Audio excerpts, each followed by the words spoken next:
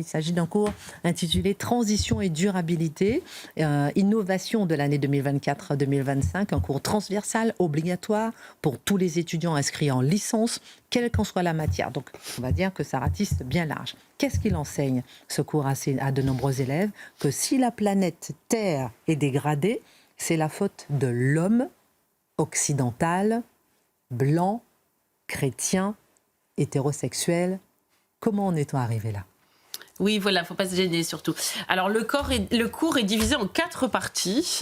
La première partie s'intitulait « Nous sommes entrés dans l'Anthropocène ». Alors l'Anthropocène, pour ceux qui regardent ce soir notre émission et ceux qui ne le sauraient pas, c'est l'ère de l'être humain. Donc l'Anthropocène, c'est considérer que une nouvelle ère géologique s'est ouverte avec une influence significative de l'homme sur les écosystèmes.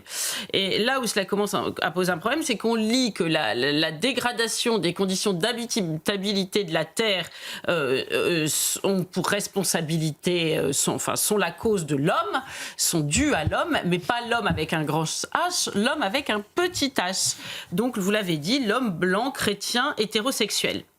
Alors, des étudiants ont signalé ce cours à une députée belge qui se trouve être la présidente de la commission de l'éducation. Alors, elle est tombée des nues, elle a dit mais n'importe quoi. Qu'est-ce que la couleur de peau, la religion et l'orientation sexuelle viennent faire là-dedans? Alors, elle y a vu assez naturellement du bourrage de crâne et elle a jugé cette culpabilisation tout à fait discriminatoire. Alors, vous me direz peut-être, Christine, que c'est la Belgique. Vous savez, on se console un peu comme ça, parce qu'on a remarqué que la Belgique est très avancée sur le plan du progressisme, sur le plan de l'islamisme aussi. Ça fonctionne ensemble. Ne me demandez pas pourquoi, c'est très paradoxal. Mais voilà, en tout cas, sur le plan du progressisme, c'est toujours très avancé. Vous connaissez la phrase de Talleyrand, quand je me contemple, je me désole, quand je me compare, je me console. Donc, c'est un peu le cas avec la Belgique. Mais alors non, c'est pas du tout la Belgique. Moi, je le dis solennellement aux parents et aux grands-parents qui nous regardent aujourd'hui, parce qu'il faut qu'ils le sachent absolument. Ils sont peut-être très fiers que leurs enfants, là, à la rentrée, petits-enfants, aient intégré une très belle école, une grande université prestigieuse. Peut-être qu'ils se saignent aux 4 veines pour cela. Eh bien, sachez que lorsque vos enfants seront dans le huis clos de la salle de classe et dans une relation de soumission au magistère d'un prof, parce que c'est cela dont il s'agit, eh bien, ils seront endoctrinés. Alors, pas toujours, pas tous, pas dans toutes les matières, pas avec la même intensité, mais pour beaucoup, ils auront affaire à un moment donné ou à un autre à cet endoctrinement. Parce qu'il y a eu un Yalta idéologique il y a 50 ans qui a fait qu'on a laissé l'éducation au sens large jusqu'à l'enseignement supérieur, de l'école élémentaire à l'enseignement supérieur à la gauche, et que la droite, à chaque fois qu'elle est arrivée aux affaires, eh bien, elle n'a pas eu le courage de réformer cela, de changer cela, de renverser la table. On va voir d'ailleurs si M. Herzl a ce courage. Alors, quels sont les mécanismes, Gabrielle Cluzel, de cette culpabilisation intersectionnelle, on va dire, qui mélange tous les registres et qui converge vers l'homme occidental? Oui, alors on a beaucoup dit, vous souvenez-vous, je pense par exemple à l'historien Jean Delumeau, vous savez, la pastorale de la peur, que l'Église catholique avait culpabilisé. Je peux vous dire que là, la culpabilisation bat son plein. La matière pécamineuse a changé, le péché a changé, mais en revanche, c'est bon, on y va. Et ce qui est terrible, c'est que cette culpabilisation profite précisément du scrupule chrétien installé dans nos mentalités occidentales, intériorisé par l'Occident durant des siècles, pour s'imposer. Alors les torts, ils s'emboîtent comme des poupées russes. Alors nos enfants, par exemple, on les accuse d'être occidentaux et d'avoir opprimé. Donc, la colonisation, l'esclavage, donc ils doivent battre leur coude sur la poitrine de leurs aïeux. On les pointe du doigt en tant qu'humains. Vous savez, c'est l'antispécisme. L'espèce humaine a mis sous sa coupe toutes les autres, la tauromachie, la boucherie, etc. On les sermonne en tant qu'organismes vivants. Ils rejettent du CO2 et en plus, les organismes vivants, du fait de l'industrialisation.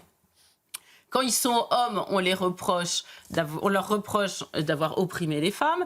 Et quand ils sont femmes, on les enjoint à ne pas procréer. Alors ça, je voudrais m'arrêter une minute parce que je trouve ça spécialement pervers.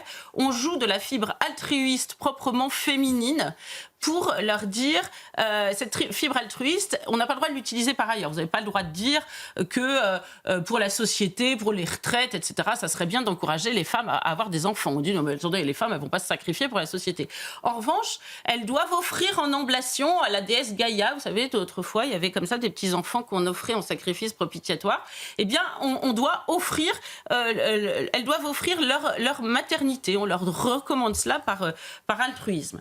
Voilà. Et puis si l'homme et la femme sont en couple hétérosexuel, on leur reproche de ne pas être assez ouvert au LGBT, et puis à l'occasion de procréer et donc de polluer. Vous voyez, la boucle est bouclée. Donc, on reprend tout, le féminisme, le véganisme, l'antiracisme, le combat LGBT, tout converge vers la fine pointe d'une culpabilité qui est donc l'homme blanc, hétéro, et à chaque fois, c'est une pelletée supplémentaire sur son cercueil, tout doit disparaître. Alors, l'homme blanc et hétéro, chrétien, restons effectivement sur l'écologie. Cette accusation proférée dans une université belge, comme on le disait, pourrait très bien avoir lieu ici en France aussi. Oui, il ne faut pas, encore une fois, je crois que c'est important de le dire, il ne faut pas s'estimer protégé. Et pour cela, j'ai plusieurs preuves.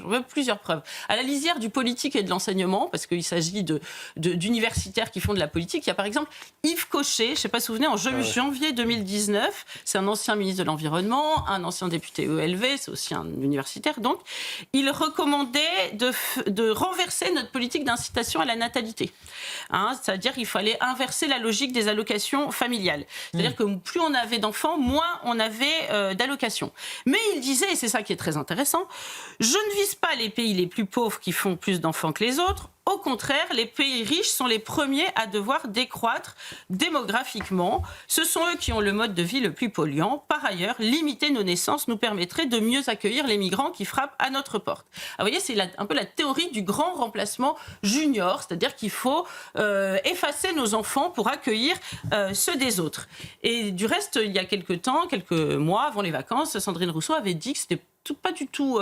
Au contraire, c'est inquiétant et même rassurant. C'était même rassurant de voir la baisse de la natalité en France parce que à l'échelle de la planète, il n'y avait pas de baisse. Donc, c'était les vases communicants. Alors, je précise que Sandrine Rousseau est une malthusienne croyante mais pas pratiquante parce qu'elle a elle-même 3 enfants, ce qui constitue une famille nombreuse. De la moyenne.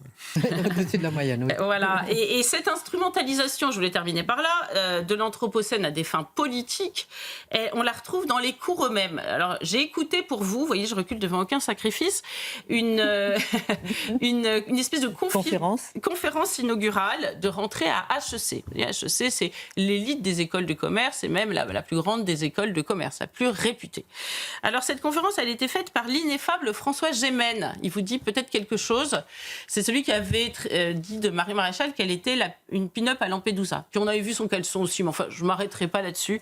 Ce ne serait pas très gentil. Vous vous souvenez de cet épisode. Un Belge, hein, oui, il est belge, mais il est enseignant. Alors, vous voyez, ça nous ramène au premier sujet. Il est l'enseignant à l'ULiège, comme on appelle l'université de Liège, mais aussi à HEC. Il est directeur d'un master.